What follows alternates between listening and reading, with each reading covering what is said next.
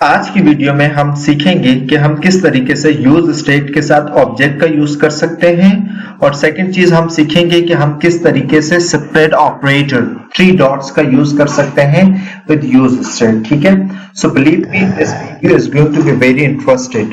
तो स्टार्ट करते हैं अपने वीडियो का। बेसिकली हमने करना ये है कि अब ये देखें, अक्सर सिचुएशन आपके पास ये होती है कि एज और डिग्री, मिसाल के तौर पे आपके पास दो प्रॉपर्टीज हैं, आपने इनको नहीं चेंज करना होता, आपने इसको चेंज करना होता है। ठीक है, अगर आप विदाउट स्प्रेड ऑपरेटर इसको करने जाएंगे तो यहाँ डिफिकल्टीज, आपको बहुत ज्यादा डिफिकल्टीज आएंगी। हम एक्सप्लेन करेंगे कि किस तरीके से क्या डिफिकल्टीज और क्या प्रॉब्लम्स आती हैं विदाउट स्प्रेड ऑपरेटर और विदाउट यूज स्टेट। ठीक है, तो इन तमाम तर चीजों को हम इस एक पूरी वीडियो में देखेंगे, सो जुड़े रहिए। ठीक है, तो ये मेरा कोड था, इसको मैं हटा देता हूं। सबसे पहले मैं एक कंपोनेंट बनाता हूं। ठीक है, ये मेरे पास कंपोनेंट बन गया और यहां मैंने CSS के लिए स्टाइलिंग कर रखी थी मेन कंटेनर, तो इसको हम कर देते हैं यहां पे, सॉरी इसे मैं क्लास दे दूंगा मेन कंटेनर की। ठीक है, इससे स्टाइलिंग अप्लाई हो गई मेरे यहाँ पे, सही है। देन अब इसके बाद मेरे पास क्या हो जाएगा, यहां मैं लिख देता हूं H1। ठीक है, H1 पे लिख देता हूं my name is Danish, my age is 25 and my degree is BScs। ठीक है, लेट्स सी। अच्छा, अब यहां मुझे क्या करना है, यहां मुझे ऐड करना है क्लास अपनी। ठीक है, for styling H1 STYLE style. ठीक है, तो ये देखिए मेरे पास ये आ गया। देन सेकंड चीज जो हमने करनी है वो हमने ये करना है कि यहाँ बटन ऐड करना है, तो यहाँ मेरे पास आ जाएगा बटन और यहाँ करेंगे अपडेट वैल्यू। ठीक है, तो ये देखें ठीक नहीं आ रहा, यहां मुझे क्लास देनी पड़ेगी, क्लास नेम बटन। ये देखें ये पूरा मेरे पास डिजाइन रेडी हो गया। ठीक है सॉरी, अब हमने क्या करना है कि अब मैं ये चाहता हूं कि अब ये मेरे पास स्टैटिक है, मैं सबसे पहले इनको डायनामिक करूंगा। तो इनको मैं डायनामिक कैसे करूंगा, इसके लिए मुझे यूज करना पड़ेगा यूज स्टेट हुक। तो ये मैंने यूज किया। अब यूज स्टेट हुक के अंदर मुझे ऑब्जेक्ट यूज करना है। ठीक है, तो मेरे पास ऑब्जेक्ट के अंदर मैं यूज कर देता हूं नेम।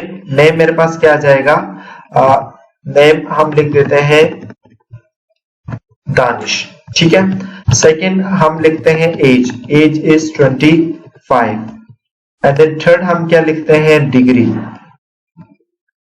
ठीक है, और डिग्री हम यहां लिख देते हैं BScs।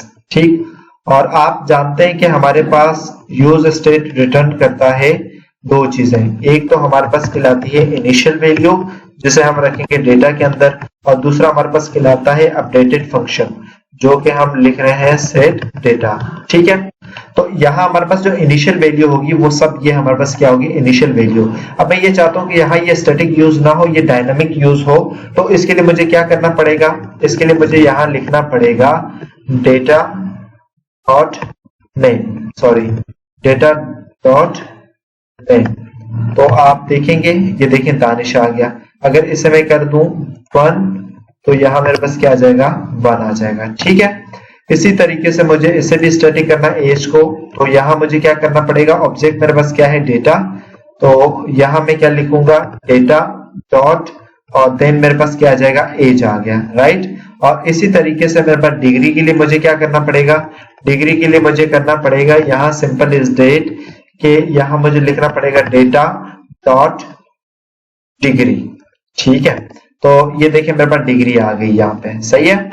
तो अब ये मेरे पास डायनामिक हो गया। अब मैं ये चाहता हूं कि जब इस बटन पे कोई क्लिक करे तो नेम क्या हो जाए, मेरे पास चेंज हो जाए। ठीक है, तो ये कैसे होगा, इसके लिए मुझे यहाँ लगाना पड़ेगा ऑन क्लिक फंक्शन। ठीक है, और यहाँ हम लिख देते हैं चेंज वैल्यू। ठीक है, अब इस फंक्शन को मुझे डिफाइन करना पड़ेगा कहां, रिटर्न से पहले।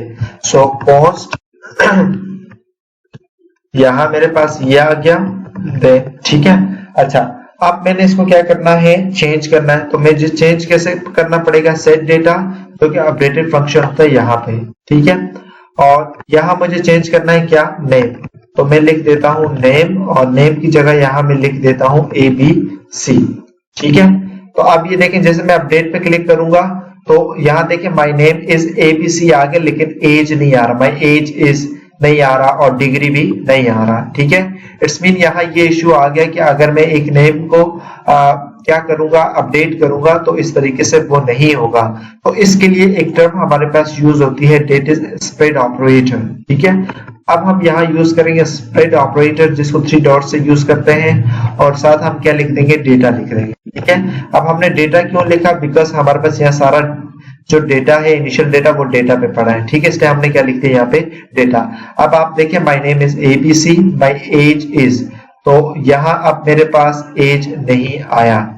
तो अच्छा, अभी ओके, इसे हम रिफ्रेश करेंगे तो ये देखें my name is Danish, my age is ये और माय डिग्री इज ये। ठीक है, अब अपडेटेड पे मेरे पास नेम ABC आ जाना चाहिए।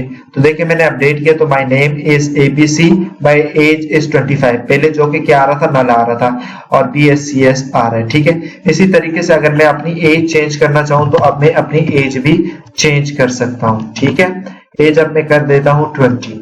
तो अब ये देखें जैसे मैं अपडेट वैल्यू करूंगा तो एज मेरे पास चेंज हो गई और नेम भी मेरे पास चेंज हो गया और ये एज इट इज रहा।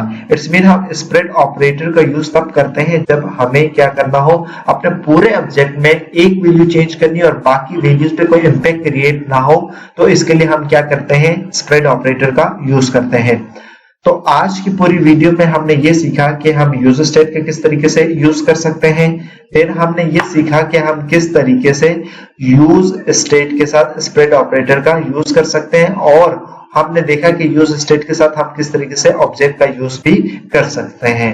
सो आज के लिए हम इतना ही रखते हैं। हम अपकमिंग वीडियोस में फर्दर पढ़ेंगे डिफरेंट हुक्स के बारे में। So thank you so much.